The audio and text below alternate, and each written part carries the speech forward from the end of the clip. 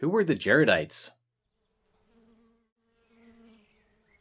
To unmask who the Jaredites were, we'll examine some of the clues they left behind in ancient American records outside of the Book of Mormon, as well as some Old World records about who they may have been. To find ancient records in America, we look to the Aztec Empire in Mexico, because they showed astonishing signs of advanced civilization and had an impressive library with hundreds of books at the very least. This is Don Carlos de Sigüenza y Góngora. Born in Mexico City, he was one of the first Spaniards to study at a Mexican university. He is considered to be the Mexican equivalent to Leonardo da Vinci. One of the earliest European scholars in the area, Don Carlos had direct access to the archaeology as well as to some of the Aztec writings before they were lost or destroyed, and the oral histories of the natives. Based on his thorough studies, he was absolutely convinced that the original Mexicans were descended from Naphtuhim, son of Mizraim and grandson of Noah, who left Egypt for Mexico shortly after the confusion of the tongues. Tragically, the original records from which Don Carlos formed these conclusions appear to have been destroyed or lost as part of the numerous purges of Aztec literature deemed unchristian. Nonetheless, what remains of the Aztec history reveals there was a global flood, a great tower, and confounding of the tongues that preceded the arrival of the original Americans. Almost comically, historians opine, the coincidences with the biblical narratives of the flood, the ark, the Tower of Babel, and the confusion of the tongues seem too numerous to be accidental.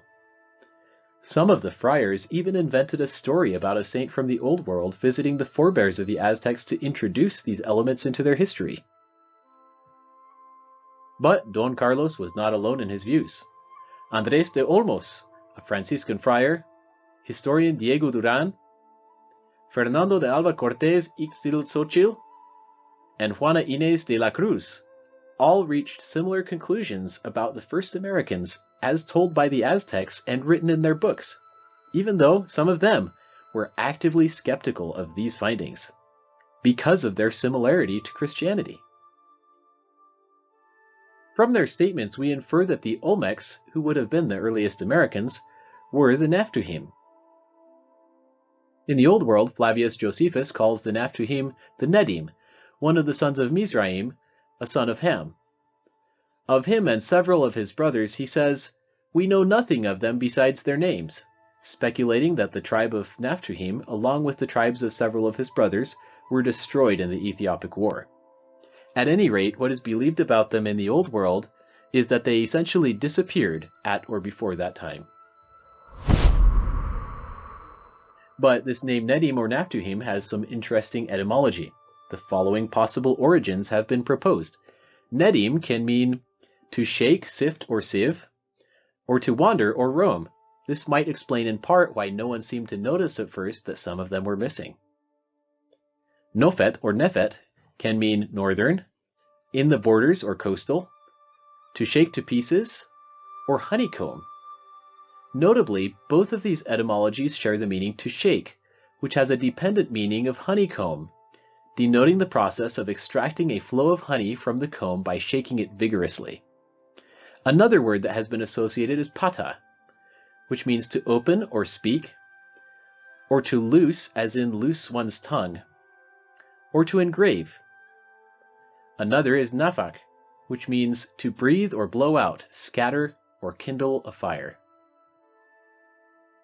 Going with this etymology of Nofet or Nefet, they would have been the honeycomb people, or beekeepers as the Book of Mormon goes out of its way to state, even giving the name of the bees in the Jaredite language, Deseret, which would have been significant to both the Jaredites and to Moroni. The state of Utah, originally known as Deseret, has always included a beehive on its flag. As for where exactly in the Old World the Naphtuhim lived, some historians place them on the Mediterranean side of the Sinai Peninsula, or on the Nile Delta, which meshes with the northern and coastal description in some etymologies. Further triangulation would be helpful.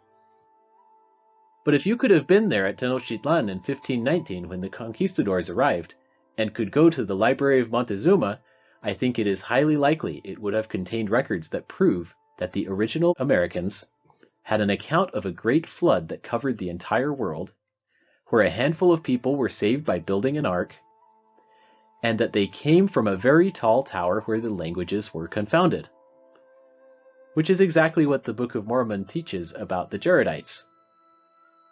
Also, that they came out from Egypt, which the Book of Mormon does give some clues about.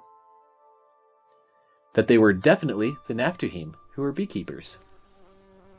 Oh, and also the Aztecs said that they were giants, which the Book of Mormon also hints at, and in addition to their Egyptian heritage, is described by a professional linguist and translator in this book. Check it out if you want to learn more. Disclosure, he is my father. Please consider supporting his work if you want to preserve more information like this. And what would possess a person to destroy those records for not being Christian enough? One can only imagine. It's as if the Americas are saying, "Hey, are you missing some nomadic beekeeping giants from northern Egypt?" And the old world is like, "Yes, how did you know?" But Joseph Smith must have been really good at guessing, since it is extremely unlikely he had access to any Aztec records while translating the Book of Mormon.